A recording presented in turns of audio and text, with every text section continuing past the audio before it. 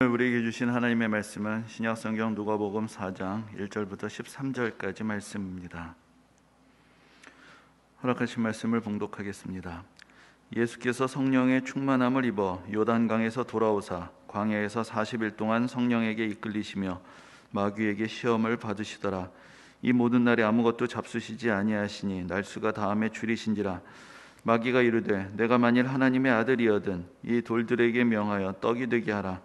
예수께서 대답하시되 기록된 바 사람이 떡으로만 살 것이 아니라 하였느니라. 마귀가 또 예수를 이끌고 올라가서 순식간에 천하만국을 보이며 이르되 이 모든 권위와 그 영광을 내가 네게 주리라. 이것은 네게 넘겨준 것이므로 내가 원하는 자에게 주노라. 그러므로 내가 만일 네게 절하면 다 네 것이 되리라. 예수께서 대답하여 이르시되 기록된 바 주 너의 하나님께 경배하고 다만 그를 섬기라 하였느니라. 또 이끌고 예루살렘으로 가서 성전 꼭대기에 세우고 이르되 내가 만일 하나님의 아들이거든 여기서 뛰어내리라. 기록되었으되 하나님이 너를 위하여 그 사자들을 명하사 너를 지키게 하시리라 하였고 또한 그들이 손으로 너를 받들어 내 발이 돌에 부딪히지 않게 하시리라 하셨느니라. 예수께서 대답하여 이르시되 주 너의 하나님을 시험하지 말라 하였느니라.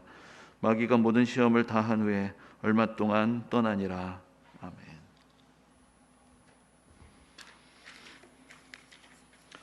오늘은 사순절 첫 번째 주일입니다. 사순절은 여러분들도 다 아시듯이 부활절 전까지 예수님의 고난에 대해서 묵상하고 또 절제하며 기도에 힘쓰는 그런 절기입니다. 어느 때보다도 올해 사순절은 여러 가지 면에서 우리 마음이 좀 무겁고 또 진중한 이제 그런 자세를 갖고 맞이하게 됩니다. 여러분들도 다 비슷하게 느끼시리라 생각이 되는데 지금 우리는 3월 첫 주간을 원래부터 기승을 부리던 코로나에 이제 대통령 선거에 또 전쟁의 소식에 거기에 더하여서 강원도의 산불의 소식까지 함께 들으며 보내고 있습니다. 사순절을 맞이하면서 그동안 우리 자신에게 집중되었던 그런 시선에서 벗어나서 더 넓은 세계를 생각하고 바라보며 기도하는 그런 시간이 되어야 되겠다라는 생각을 하게 됩니다. 나라를 위해서, 세계 평화를 위해서, 또 고통당하는 사람들을 위해서 또 우리가 기도하고 또 우리로서 실천할 수 있는 방법들이 무엇일까 좀 더 고민하고 찾아볼 수 있는 그런 사순절 기간이 되어야 할 것입니다. 최근에 그 기사를 보다가 좀 특이한 기사들을 보게 되었습니다. 무슨 이야기냐면은 우크라이나에 에어비앤비를 통해서 숙소를 예약하는 사람들이 많다는 것입니다. 그래서 이게 무슨 이야기인가? 여러분들 아시겠지만 에어비앤비라는 것이 이제 방이나 그 집이 비게 되는 사람들하고 또 단기간 이렇게 머물고자 하는 사람들을 연결해주는 그런 어떤 국제적인 플랫폼이라고 할 수가 있는데, 아니 지금 우크라이나에 여행을 갈 수도 없는데 그 난리통에 무슨 일인가 했더니 사정이 이런 것입니다. 사람들이 뭔가 우크라이나에 있는 사람들 직접 돕고 싶은데 그런 아이디어들이 동시에 이제 여러 사람들에게 생각이 난 것이죠. 그래서 우크라이나 현지에 있는 사람들과 이 에어비앤비를 통해서 연결이 되니까 거기 이제 한 집을 또 한 일주일 열흘 예약을 하고 돈을 지불하고는 가지 않는 것이죠. 그러면 거기 있는 사람들에게 송금하는 그런 효과가 나타나고 그 현지에 있는 사람들하고 직접 연결이 될 수가 있다는 것입니다. 물론 지금 또 많은 선교단체, 구호단체들이 또 모금을 하곤 하지만 그 우크라이나 사람하고 직접 연결이 되고 거기 이제 그 집주인하고 메시지를 교환할 수 있는 그런 기능도 있어서 거기 위로의 이야기, 격려 이야기를 보내면서 그렇게 방법으로 송금을 한다는 것입니다. 또 그러면 그 사람들은 그것을 가지고 또 이웃들과 함께 나눠 쓰고 그러면서 이제 그 도움의 감사를 표현하고 이제 그런 일들이 벌어지고 있다는 것이죠. 그래서 제가 그 기사를 보면서 참 다 방법이 있구나 그런 생각을 하게 됐습니다. 우리가 뭘 어떻게 해야 되나, 그렇게 멀리 떨어져 있는 그 땅에서 벌어지고 있는 일들이 우리가 공감하는 마음이 있어도 뭐 할 수 있는 일이 없지 않나 생각을 했는데 이 21세기라는 세상은 다 희한한 방법으로 또 우리에게 여러 가지 또 수단들을 제공해 주는 거라는 그런 생각도 해보게 되었습니다. 그래서 우리가 관심이 있고 기도한다면 우리가 지금 이 자리에서 지금 오늘날 고통당하는 사람들을 위해서 우리가 어떻게 위로할 수 있고 어떻게 도울 수 있을 것인가, 또 하나님께서 지혜를 주실 것입니다. 그래서 그 지혜를 따라서 좀 귀한 실천의 또 열매들을 맺을 수가 있게 되시기를 바랍니다. 오늘 본문은 예수님의 시험에 대한 말씀입니다. 오늘 본문을 통해서 예수님께서 40일 동안 금식하시면서 마귀에게 시험을 받으셨다라는 그런 기록을 보게 됩니다. 근데 우리가 부활절 전에 이 40일이라는 기간을 특별히 정해서 사순절로 지키게 된 이유 중에 하나가 바로 예수님께서 공생애를 시작하시기 전에, 공식적인 사역을 시작하시기 전에 40일을 금식하면서 기도하셨기 때문입니다. 지난주 주보에도 또 설명을 드렸고 그 전에도 계속 말씀을 드렸지만은 성경에서 40이라는 숫자에는 좀 특별한 의미가 있습니다. 노아의 홍수 때도 40주야 비가 왔고, 또 모세가 하나님 앞에 시내 산으로 올라가서 십계명을 받기 위해서 머물렀던 시간도 40주야라고 기록이 되어 있습니다. 그리고 이스라엘 백성들이 애굽에서 나와서 또 가나안 땅에 들어가기까지도 40년이란 세월을 광야에서 보내었던 것이죠. 그래서 이렇게 40이라는 숫자에는 정화, 또 준비, 연단과 같은 그런 의미들이 담겨 있습니다. 예수님의 시험은 우리에게 예수님이 어떤 분이신지, 또 예수님의 사역을 어떻게 이해해야 하는지에 대한 중요한 교훈을 줍니다. 히브리서에 이런 말씀이 있습니다. 우리에게 있는 대제사장은 우리의 연약함을 동정하지 못하실 이가 아니요 모든 일에 우리와 똑같이 시험을 받으시니로되 죄는 없으시니라. 예수님께서는 연약한 인간의 자리로 낮아지셔서 우리가 당하는 모든 시험과 고난을 함께 당하셨지만, 그러나 죄의 유혹에 넘어가지 않으시고 승리하셨습니다. 그러므로 우리도 예수님을 믿고 의지함으로 예수님의 능력으로 우리에게 닥치는 모든 시험을 이겨낼 수 있게 되는 것입니다. 그런데 오늘 본문 1절과 2절을 보면 이런 말씀을 보게 됩니다. 예수님께서 성령의 충만함을 입으셨고 성령에게 이끌리셔서 마귀에게 시험을 받으셨다라는 그런 말씀을 보게 됩니다. 여기에 성령의 인도와 마귀의 시험이 동시에 같이 나타납니다. 어떻게 생각하면 우리가 성령의 인도하심을 따르면 마귀의 시험이 없을 것 같은데, 오히려 반대로 성령이 충만할 때, 성령의 인도하심을 받을 때 비로소 마귀가 보이고 마귀도 우리를 주목하면서 우리를 회방하게 되는 것입니다. 우리가 영적으로 깨어있지 않으면 마귀는 우리를 시험하는 것이 아니라 우리를 지배합니다. 마귀가 우리를 건들 필요도 없습니다. 가만히 놔둬도 딱 마귀가 좋아하는 일들을 하기 때문입니다. 자기 자신밖에 모르고 남 좋은 일 하는 것을 귀찮게 생각하고 기도하지 않고 무엇이 선한 일인지 무엇이 악한 일인지 분별하려 하지 않고 그냥 그 좋은 게 좋은 대로 그냥 상황에 따라서 사정에 따라서 이리저리 흔들리고 살아가면은 마귀도 우리를 건들지를 않습니다. 그냥 내버려 둬도 마귀에게 손해될 것이 하나도 없기 때문입니다. 어떤 엄마가 아이에게 신앙교육을 하면서 어린 아이지만 시험에 대해서, 유혹에 대해서 좀 참고 이기는 것을 가르쳐줘야 되겠다, 그렇게 이야기를 하고 싶었답니다. 그래서 아이에게 이렇게 물었습니다. 얘야, 우리가 어떤 가게에 갔는데 아빠하고 엄마는 다른 곳에 있는데 내 앞에 캔디가 보이는 거야. 그러면서 마귀가 야, 한 줌 집어넣어 라고 그렇게 말하면 너는 무엇이라고 대답하겠니? 아이가 뭐라고 대답했을까요? 매우 행복한 미소를 지으면서 고맙습니다 라고 이야기를 하겠다는 겁니다. 여러분 어떻게 생각하세요? 뭘 모르면 시험도 시험이 되지 않습니다. 야, 이렇게 좋은 기회가 있다니, 그렇게 생각되고 고마울 뿐이죠. 우리가 그렇게 생각하면 마귀도 우리에게 고마워할 것입니다. 그런데 우리가 기도하기 시작하면, 우리가 영적으로 깨어나기 시작하면 그동안 자기 자신의 삶을 반성하고 각성하게 되고 우리 자신의 정체성을 깨닫고 그리스도인으로서, 성도로서, 하나님의 자녀로서 살아가야 되겠다라는 그런 도전과 결단을 하게 되면 비로소 그때 우리에게 마귀가 하는 일들이 보이기 시작합니다.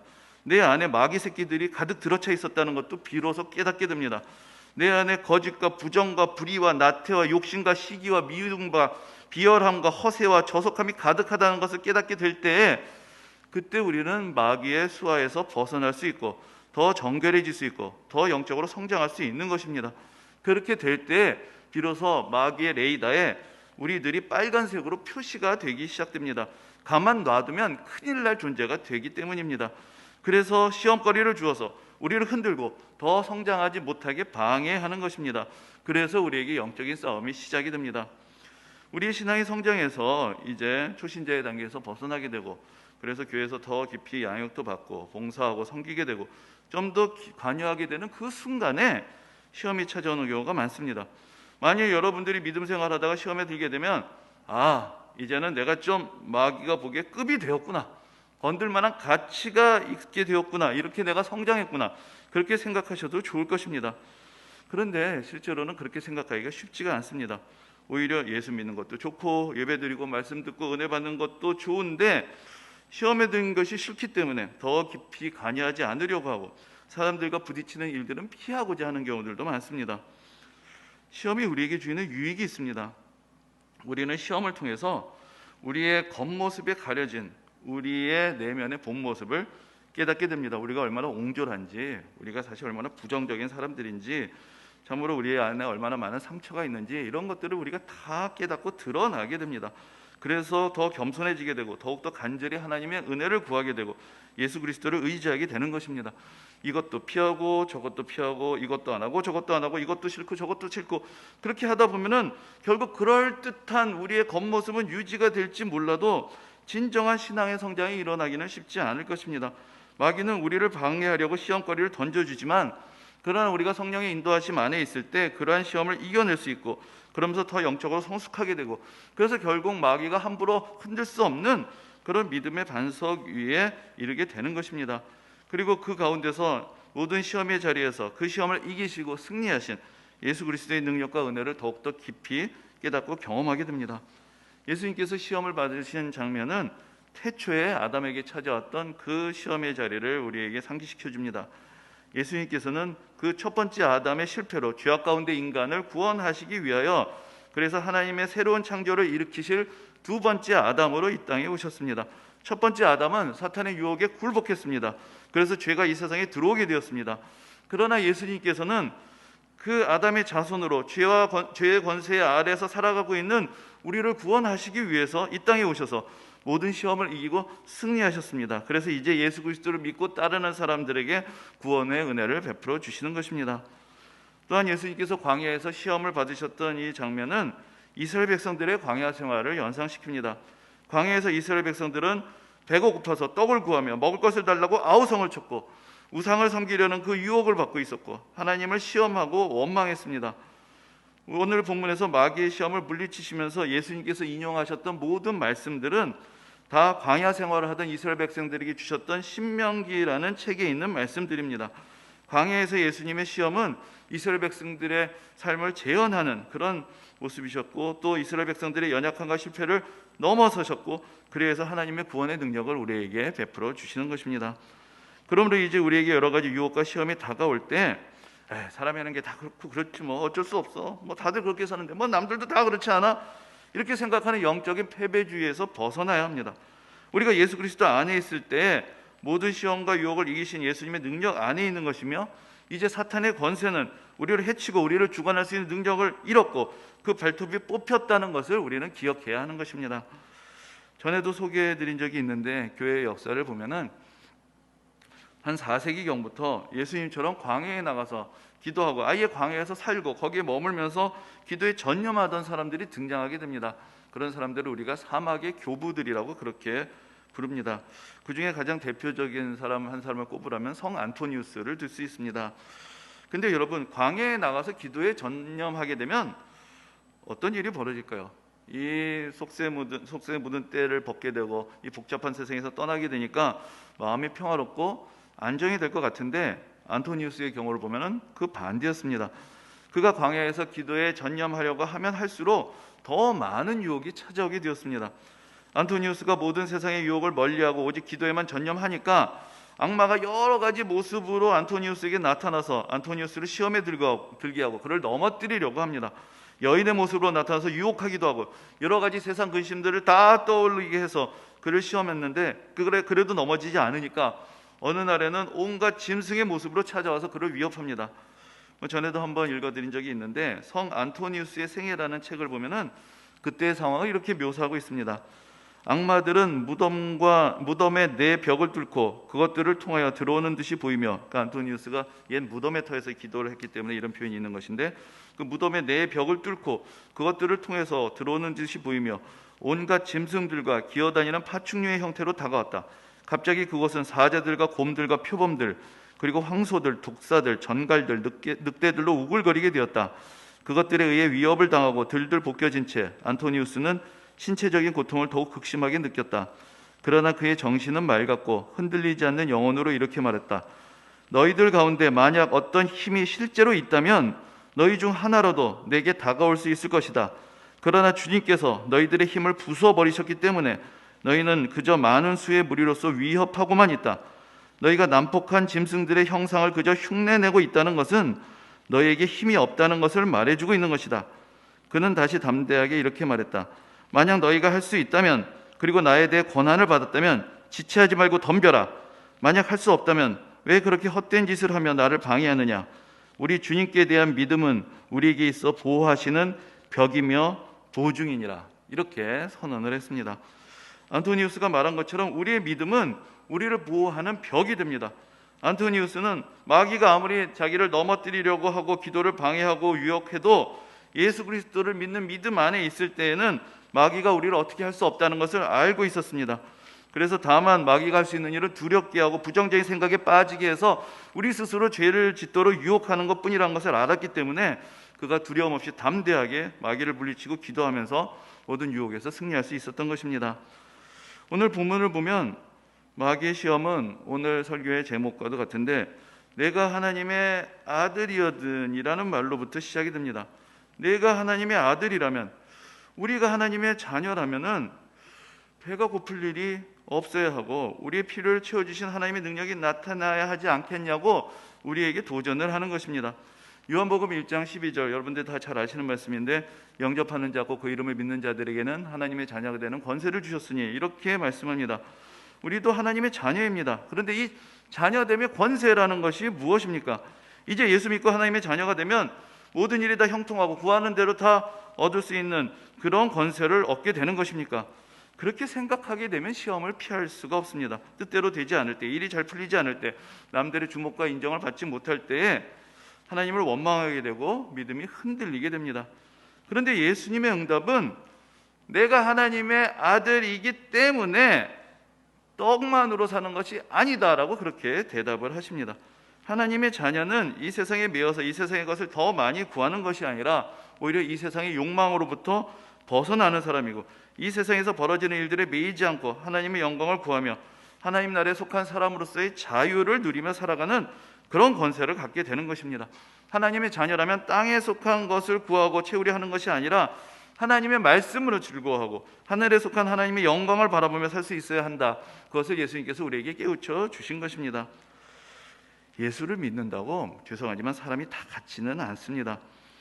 우리가 때로는 예수 믿는 사람들이 좀 좋지 못한 일들로 기사거리가 되고 사람들의 입에 가시거리로 오르내리게 될 때 어떻게 믿는 사람이 그렇게 했을까, 그런 일을 저질렀을까, 그런 생각을 할 수 있습니다. 그런데 사실 어떤 면에서는 우리가 정신을 똑바로 차리지 않으면 그들의 믿음 자체가 사실은 세상의 것을 추구하고 또 그러한 마음을 정당화해주는 그런 믿음 안에서 살아왔기 때문에 결국은 그런 일들이 벌어지고 말았구나라는 것을 우리가 생각해 볼 수 있어야 할 것입니다.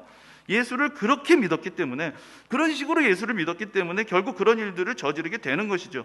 내가 이 세상에서 인정받기 위한 수단으로, 내가 얻고자 하는 것을 얻을 수 있는 수단으로, 내 욕망을 채울 수 있는 방법으로 신앙생활을 하게 되면 결국은 이 세상 사람들과 전혀 다를 것이 없는, 아니 어떤 면에서는 더 위선적이고 세상 사람보다 더 못한 그런 사람이 되어갈 수 있는 것입니다. 그러므로 시험이 시험으로 느껴지는 사람, 유혹이 유혹으로 느껴지는 사람은 하나님 나라에 가까운 사람입니다.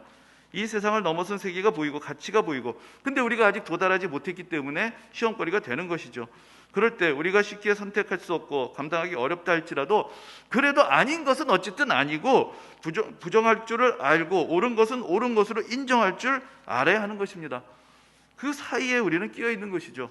무엇이 잘못되는지는 알지만 우리가 그것으로 이끌려가는 우리 마음을 보게 됩니다. 무엇이 옳은 것은 알지만 그것을 담대하게 선택하지 못하는 우리의 연약함을 보게 됩니다. 그때 우리는 우리의 부족함을 깨닫고 연약함을 깨닫고 더 기도하면서 하나님 앞으로 나아가는 것이고, 그럴 때 우리는 믿음의 바른 자리에 서 있는 것입니다.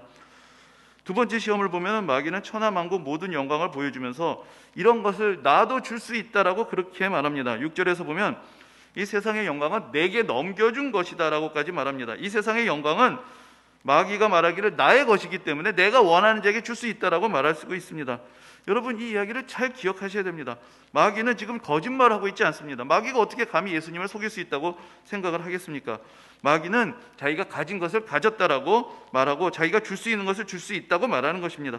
세상의 영광을 얻는 길은 마귀의 길이 될 수도 있다는 것을 잊지 말아야 합니다. 물론 그러면 이 세상에서 성공하고 번영하고 영향력을 얻는 것이 다 잘못된 것이냐? 그렇지 않습니다. 하나님께서 분명히 창세기 인간을 지으시면서 생육하고 번성하며 땅에 충만하라고, 성공적인 삶을 살라고, 많은 영향력을 가진 사람이 되라고 말씀하셨습니다. 근데 문제는 하나님께서 약속하신 그 축복을 하나님께 순종함으로 하나님의 방법으로 얻어야 되는데 마귀에게 절을 해서 얻으려고 하는 것, 그것이 문제인 것입니다. 신앙이 목적이 아닌 수단이 되어버리면 그 수단은 언제든지 바뀌어버릴 수 있는 것이죠. 사람은 언제든지 더 효과적인 방법으로 갈아타게 되어 있습니다. 우리가 기도할 때 하나님께서 반드시 역사하십니다. 그런데 하나님의 방법은 우리가 원하는 것을 단시간에 얻게 하시는 것이 아닙니다. 우리의 인격과 성품을 연단하시고 우리가 축복받을 만한 삶을 살 수 있도록 우리의 삶을 변화시켜 가십니다. 하나님은 우리의 손에 당장 무엇을 쥐어주고 싶으신 것이 아니라 우리들 자신에게 관심이 있으시기 때문입니다.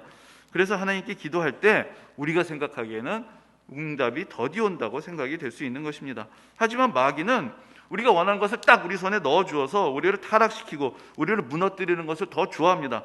그래서 우리가 마귀에게 절을 하면, 마귀의 방식을 따르면 우리가 원하는 것을 더 빨리 얻을 수도 있습니다. 그러면서 우리는 알지 못하는 사이에 하나님의 자녀가 아니라 점점 마귀의 자녀, 마귀의 하수인이 되어가는 것입니다. 세 번째 시험에서는 마귀가 예루살렘 성전 꼭대기로 예수님을 이끌고 가서 내가 하나님의 아들이거든, 여기서 뛰어내리라, 꼭 그렇게 이야기를 합니다. 그러면서 시편에 있는 성경 말씀을 마귀가 인용을 합니다. 그러면서 하나님께서 지켜주신다고 약속하셨으니까 뛰어내리라고 이야기를 하는 것입니다. 마귀가 성경까지 인용하시는 것을 보면 우리도 때로는 하나님의 말씀대로 살아간다고 이야기를 하지만 사실은 우리 마음대로 이 구절 저 구절 다 끌어다 붙이면서 우리 생각하는 것, 우리가 원하는 것을 정당화하고 살아가고 있는 것은 아닌가, 우리 자신을 돌아보게 됩니다. 그런 반 우스갯소리로 그런 얘기를 하지만 사람들이 예수를 믿으면서 마태복음, 마가복음, 누가복음, 요한복음 뒤에 내가 복음을 만들어서 가지고 다닌다, 그런 이야기들을 합니다. 내가 좋아하는 말씀만을 모아놓은 그런 또 하나의 성경책을 가지고 있다는 것입니다.